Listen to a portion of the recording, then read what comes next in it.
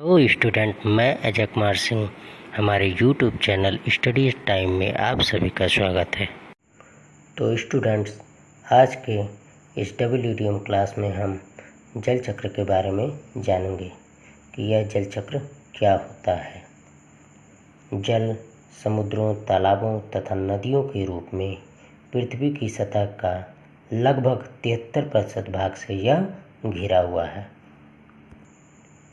इनमें से अगर प्रत्येक जल स्रोत की बात करें तो यह सूर्य की गर्मी से लगातार यह जल वाष्पित होता रहता है और वायुमंडलों में यह बादलों के रूप में संघनित होकर वर्षा, ओलों और बर्फ के रूप में पृथ्वी की सतह पर यह वापस आ जाते हैं।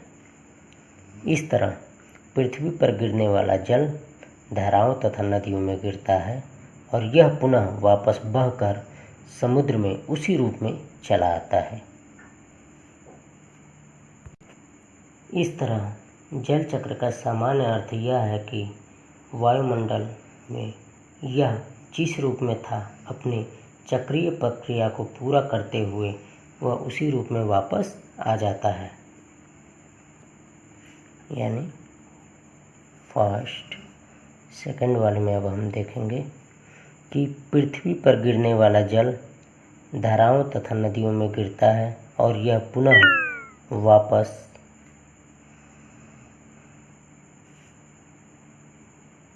बहकर समुद्र में उसी रूप में चला आता है। वर्षा का जल वर्षा के समय पृथ्वी के गहरी परतों में चला जाता है। इस जल का एक बड़ा भाग घरेलू तथा औद्योगिक कार्यों के रूप में मनुष्य इसका प्रयोग करता है, जिसके बाद वह समुद्रों में बहकर अथवा वायुमंडल में मिलकर पुनः जल चक्र में शामिल हो जाता है। जल का कुछ भाग मृदा में ही रह जाता है, जो कि केशिका नलिकाओं के द्वारा पादपों की जड़ों द्वारा ग्रहण कर लिया जाता है और वाष्पोत्सर्जन की क्रिया के द्वारा वायुमंडल में लौट आता है। वे जानवर जो इन पादपों को खाते हैं, उनके शरीर में इस पादप जल का कुछ भाग चला जाता है और यह जानवर इस जल को मूत्र के रूप में वाष्पन क्रिया के द्वारा वायुमंडल को वापस लौटा देते हैं। तो स्टूडेंट्स, जल चक्र को अब हम यहाँ पर एक डायग्राम के माध्यम से समझेंगे कि यह जल पुनः उसी रूप में कैसे वापस आ जाता है। तो यहाँ पर हमको 4 बातें ध्यान में रखनी होंगी।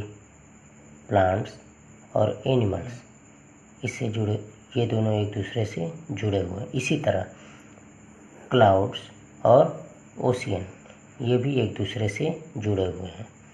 सबसे पहले प्लांट्स, पौधों पे आते हैं। पौधे जो जीवनदायिनी ऑक्सीजन हमें देते हैं और वायुमंडल में कार्बन डाइऑक्साइड गैसों को एब्जॉर्ब करते हैं और ट्रांसपिरेशन क्रिया के दौरान यह पुनः वायुमंडल में जाकर मिल जाते हैं। अब हम आते हैं एनिमल्स।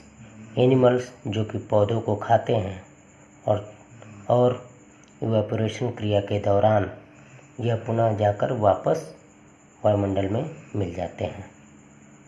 अब हम बात करेंगे क्लाउड्स के बारे में। बादल कैसे बनेंगे? तो यहाँ पर हम ओशियन की बात करेंगे कि जो भी ये वाटर रिजर्वायर हैं, यानी जो जल के स्रोत हैं, यह सूर्य की रोशनी द्वारा गर्म होकर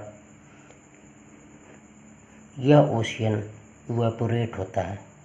यह क्या, बल्कि हर एक जो भी वाटर रिसोर्सेज हैं, जो भी जल के स्रोत हैं, वह सूर्य की गर्मी से गर्म होकर यह वाष्प बना लेते हैं और इस प्रक्रिया के दौरान यह वर्षा के रूप में पुनः इसी महासागर में आकर मिल जाते हैं।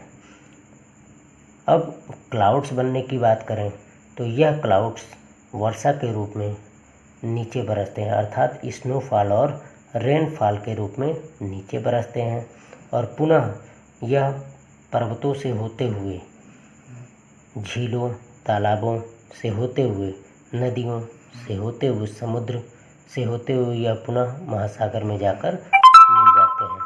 तो आपने देखा यहाँ पे कि किस प्रकार यह जल अपने चक्र को पूर्ण कर लेता है। तो उम्मीद है बच्चों आपको यह टॉपिक बखूबी समझ में आ गया होगा। धन्यवाद।